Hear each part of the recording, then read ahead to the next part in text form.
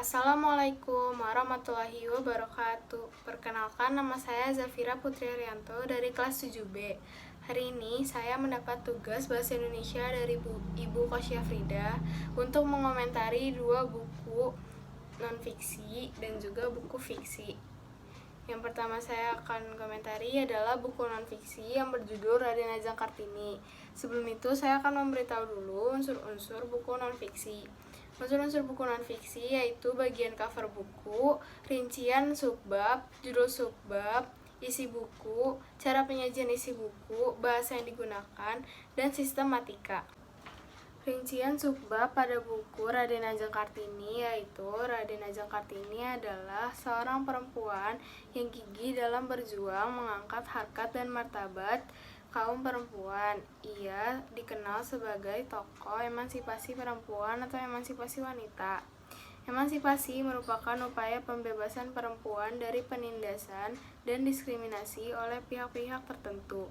Emansipasi bukan sekedar penyetaraan hak dan kebebasan tanpa batas, tetapi lebih mengarah pada aspek keadilan, yakni menempatkan sesuatu di tempat semestinya. Kartini sudah mendorong lahirnya kesadaran baru di kalangan perempuan dan masyarakat Indonesia untuk berpikir dan bertindak cerdas. Ia memilih pendidikan sebagai jalur yang harus ditempuh perempuan untuk memperoleh kesejajaran dengan kaum laki-laki. Dalam hal inilah ia menjadi simbol gerakan emansipasi perempuan dan pelopor kebangkitan perempuan di Indonesia. Selanjutnya, saya akan membacakan judul subbab yang ada di buku ini. Bab 1. Bocah kuda gila dari Jepara. Bab 2. Masa pingitan. Bab 3. Menikah dengan bangsawan. Bab 4. Bergerak dalam keterbatasan. Bab 5. Pendidikan untuk perempuan dan semua orang. Bab 6. Menentang pemenjaraan perempuan. Bab 7. Sosok ibu sebagai pendidik pertama. Bab 8. Surat-surat yang membebaskan. Bab 9. Perempuan cerdas yang sederhana. Bab 10. Belajar Islam untuk perjuangan.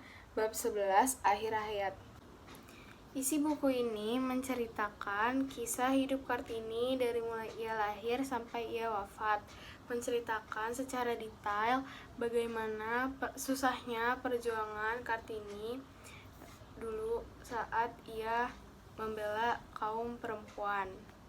Cara penyajian isi buku ini sangat lengkap dan juga sangat detail sehingga membuat pembaca sangat tertarik untuk membacanya.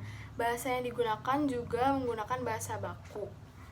Sistematikanya runtun dan urut sehingga membuat pembaca dapat mengerti apa yang dimaksud si penulis. Buku ini berjudul Raden Ajeng Kartini. Covernya juga sangat bagus dan detail. Buku ini ditulis oleh Anom Moni Wicaksana dan diterbitkan oleh Klik Media. Buku ini berjumlah sekitar 128 halaman. Kelebihan dari buku ini, kita dapat menambah wawasan tentang sejarah Kartini atau biografi Kartini, dan juga kita dapat tahu bagaimana perjuangan Kartini saat itu mempertahankan kaum wanita. Kekurangan dari buku ini, kelebihannya juga buku ini ukurannya sangat pas untuk dibawa kemana-mana, tidak terlalu besar dan juga tidak terlalu kecil. Kekurangan dari buku ini yaitu terdapat beberapa bahasa asing, yaitu bahasa Belanda yang tidak dimengerti apa itu artinya. Ringkasan dari buku Raden Ajeng Kartini yaitu Kartini lahir pada tanggal 21 April tahun 1879. Ia merupakan anak bangsawan. Kartini juga merupakan tamatan sekolah dasar. Saat ia bertanya kepada ayahnya, bolehkah ia melanjutkan pendidikannya ke jenjang berikutnya? Namun ayahnya menjawab menjawab dengan tidak boleh karena wanita pada saat itu tidak perlu menuntut ilmu tinggi-tinggi. Pada seusia Kartini juga Kartini sudah harus dipingit. Menghabiskan waktu pingitannya, Kartini menghabiskan waktunya dengan membaca buku dan mengirimkan surat-surat kepada temannya yang ada di Belanda. Beberapa tahun kemudian, Kartini menikah dengan Raden Adipati Joyodiningrat. Lalu ia wafat setelah melahirkan anak laki-lakinya. Selanjutnya yang akan saya komentari yaitu adalah buku fiksi yang berjudul Dignitate. Pasti beberapa dari kalian juga sudah tidak asing mendengar Dignitate karena novel ini sudah difilmkan di bioskop pada tanggal 23 Januari 2020 kemarin. Saya akan menyebutkan unsur-unsur buku fiksi. Unsur-unsur buku fiksi yaitu bagian cover buku, rincian subbab, judul subbab, tokoh penokohan, tema materi, bahasa yang digunakan, dan penyajian alur cerita. Bagian cover bukunya menurut saya sangat bagus karena terdapat gambar ilustrasi dari salah satu tokoh yang diperankan di dalam novel Dignitate. Itu juga di baliknya terdapat sinopsis yang membuat saya penasaran dengan cerita di novel Dignitate-nya. Tokoh penokohannya ada Genta Denovian atau yang biasa dipanggil Alfi. Alfi itu orangnya sangat baik, tampan, jagoan, disegani banyak orang juga. Tapi Alfi itu sangat sarkas, dingin dan juga cuek. Lalu ada Alana Caroline. Alana orangnya itu baik, polos dan juga periang. Alana juga orang yang sangat aktif dan gampang bergaul dengan orang lain. Lalu ada Kinan, sahabat Alfi yang sifatnya sangat bertolak belakang sekali dengan Alfi. Dan juga ada Regan, mantan Alana yang juga merupakan kakak Alfi. Regan itu orangnya pemberontak yang sama sekali tidak memikirkan perasaan orang lain. Tema dari novel Dignitate yaitu ketika terlalu gengsi menyatakan rasa pada orang yang kita suka. Bahasa yang digunakan di novel ini adalah bahasa sehari-hari, yang berarti bukan bahasa baku.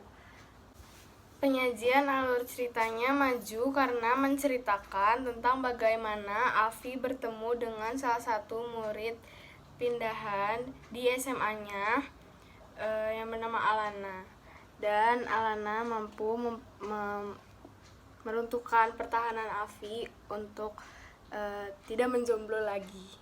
Tetapi Alfi terlalu gengsi untuk menyatakan rasa sayangnya kepada Alana. Menurut saya novel ini sangat seru untuk dibaca dan tidak terlalu dewasa. Kita juga sudah bisa membacanya, seusia saya sudah bisa membacanya. Novel ini ditulis oleh Hannah Margareta dan diterbitkan oleh Lovable. Novel ini berisi 437 halaman.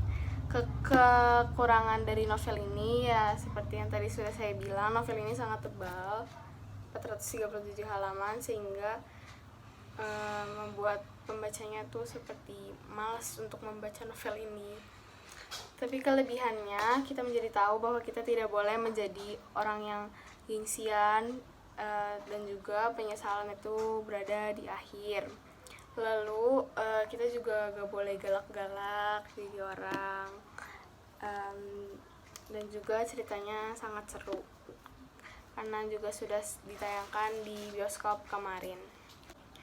Sekiranya seperti itu saja komentar dari saya mengenai dua buku yang sudah saya komentari, buku fiksi dan juga buku non-fiksi buku non-fiksi yang berjudul Raden Ajeng Kartini dan buku fiksi yang berjudul Dignitate. Apabila ada kesalahan kata mohon dimaafkan, dan apabila ada yang kurang mohon juga dimaafkan.